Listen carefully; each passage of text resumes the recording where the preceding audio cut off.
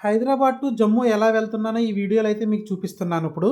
So, Hyderabad to Srinagar, Srinagar to Jammu మాట మనకి connecting flight శ్రీనగర్‌లో మారాల్సొస్తది. So, నేనైతే ఇంకా శంషాబాద్ రాజీవ్ గాంధీ ఇంటర్నేషనల్ ఎయిర్‌పోర్ట్‌కైతే వచ్చా. ఇక్కడ మనకి అంతా చాలా ఈజీ అయిపోయింది. డిజి యాత్ర రావడం వలనని, ఈ ఆన్‌లైన్ ఇవంతా రావడం వల్ల. సో, మనమే చక్కగా బోర్డింగ్ పాస్ డౌన్లోడ్ చేసుకోవచ్చు. లగేజ్ ట్యాగ్ డౌన్లోడ్ చేసుకొని దానికి చుట్టేసి అక్కడ పెట్టేస్తే దానికి అది వెళ్ళిపోతూ ఉంటుంది. సో, చాలా ఈజీ ప్రాసెస్ అయింది కొంచెం చెప్పాలంటే. ఇంకొంచెం ఈజీ అవ్వాల్సింది ఏదన్నా ఉందంటే మనకి సెక్యూరిటీ చెక్ ఇన్నప్పుడు బ్యాగ్‌లో మొత్తం అన్నీ ఓపెన్ చేసి పక్కన పెట్టాలి కదా! Charger, laptop ఇయన్నీని. సో, అది కూడా కొంచెం ఫారిన్ కల్చర్ వచ్చేస్తే ఇంకా ఈజీ అయిపోతదనేది నా ఒపీనియను. నాకైతే 1:10కి శ్రీనగర్‌కి అయితే ఫ్లైట్ మాట. సో, లాంజ్‌కి వెళ్దామా అని ఆలోచించాను కానీ, ఎందుకులే ఒక 1 అవర్ కోసం వేస్ట్ చేసుకోవడం ఎందుకు ఆ యొక్క ఛాన్స్‌నని చెప్పి, సర్లే అని చెప్పి మళ్ళీ కొంచెంసేపు ఒక హాఫ్ అన్ అవర్ అటు ఇటు మనం వాకింగ్ చేస్తాం ఎప్పుడొచ్చినా సరే ఎయిర్‌పోర్ట్‌కి. సో, ఇంకా అలాగే మనం ఫ్లైట్ అయితే ఎక్కాము. ఎక్కి యాజ్ యూజువల్‌గా మనం ఉప్మా అయితే చెప్పుకుంటాం కదా! సో, ఉప్మా విత్ కాఫీ చెప్పుకున్నా. ఉప్మా విత్ కాఫీ కాదు, ఈసారి ఉప్మా విత్ జ్యూస్ చెప్పుకున్నా. సో, కాశ్మీర్ ఆల్మోస్ట్ నేను 13 ఇయర్స్ అయింది వెళ్ళి జమ్మూ కాశ్మీర్. అప్పట్లో నేను 2010 నుంచి 2012 వరకు ఇక్కడే తిరిగేవాడినమాట.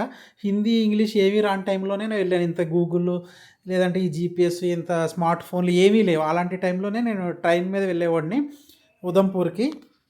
అక్కడ అమర్నాథ్ యాత్ర కూడా మనం చేసాం ఆ రోజుల్లోనే. సరే ఇంక శ్రీనగర్‌లో అయితే ల్యాండ్ అయ్యాము. మనకిది ఆల్మోస్ట్ 14వ ఎయిర్‌పోర్ట్ మాట శ్రీనగరు. సో, ల్యాండింగ్ అనేది అంతా చాలా బాగుంది. అంటే కొత్తగా అనిపించింది మాట ఎన్విరాన్మెంట్ అంతా, మౌంటైన్స్ కానీ అవి కానీ. సో, మొత్తానికైతే మనం ఎయిర్‌పోర్ట్‌లోకి అయితే ఎంటర్ అయ్యాము. చాలా నాళ్ళ తర్వాత ఎంటర్ అయ్యాం కదా! కొంచెం హ్యాపీగా అయితే అనిపించింది మాట.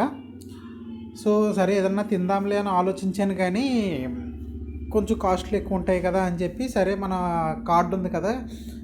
ఎయిర్‌పోర్ట్ లాంచ్ కార్డు, దానికి లోపలికి వెళ్దాంలే. ఎందుకంటే మన ఫ్లైట్ కూడా ఆల్మోస్ట్ 45 మినిట్స్ డిలే అని చెప్పి వాళ్ళు చెప్పడం జరిగింది కాబట్టి మనకి బాగా ఆకలేసేస్తుంది.